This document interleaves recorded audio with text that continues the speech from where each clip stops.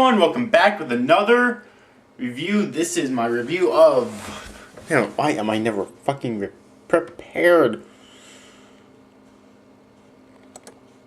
Kind of annoying how I'm never fucking prepared.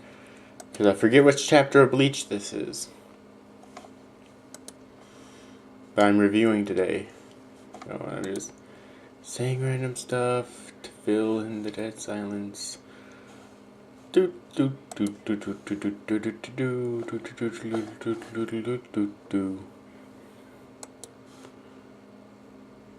Some shit other. Come on, where is it?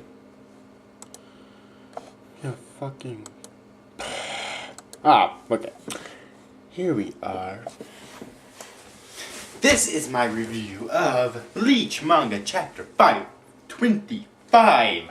Now, I'm going to tell you right off the bat here, this was not one of my favorite chapters of this arc so far. In fact, I think it's probably one of my least favorite. But I do still like this chapter, though, because it does reveal something kind of interesting about Kenpachi Zaraki, okay? Reason why it's not one of my favorite chapters is because basically that's all that happened. Okay, but in this chapter, at the beginning of this chapter, Zaraki's and Unohana's battle with each other in Muken continues. Okay? And we actually get, and while they're fighting, we actually get a flashback of the days of the original Gotei 13 and when Unohana and Zaraki first met. Okay? Basically, Unohana was having her men find opponents for her outside of the Soul Society, or not outside the Soul Society, but in the Rukongai and basically everywhere they could, but none of them could satisfy her lust for blood, basically.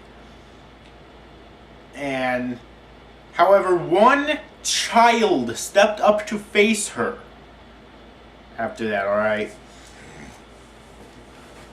And he beat her. She could not beat him. That was Zaraki, by the way.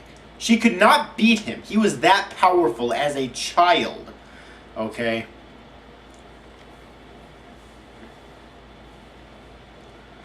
And it's kind of interesting. And she explains that he's actually been holding himself back in power as of recently, alright?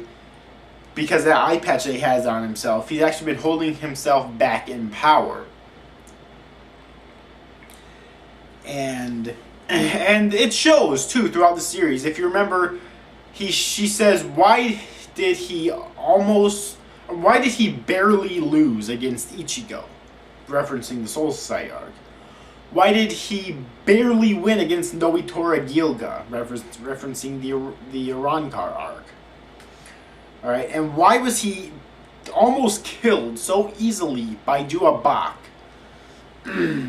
Alright, that should really say something. And I like how Kubo connected it all in there of Zaraki actually being weaker than he once was. Okay? So, yeah.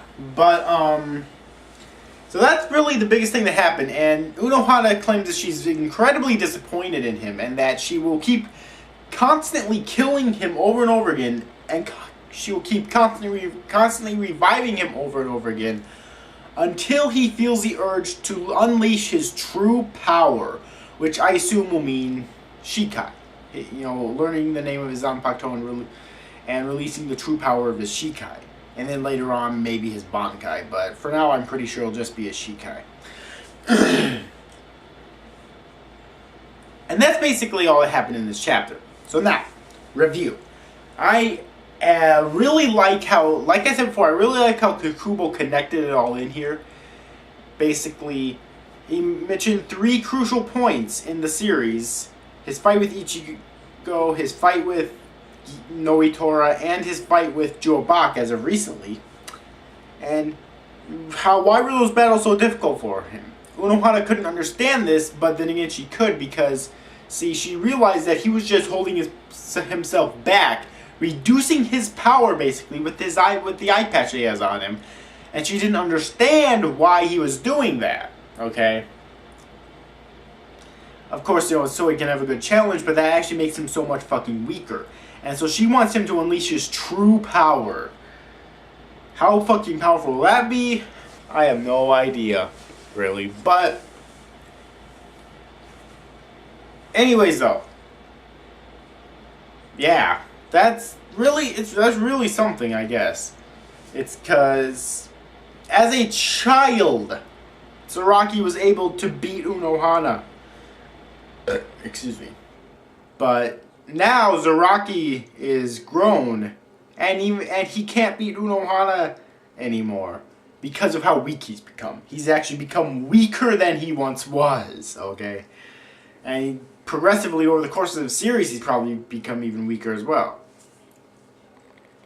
So, yeah. Anyways, that's basically for this chapter. I did like this chapter to the extent that I like how Kubo connected that all in there, and it really worked out, I thought. I thought it really made sense in a strange way, you know? But I didn't like this chapter because that's basically all that happened, okay?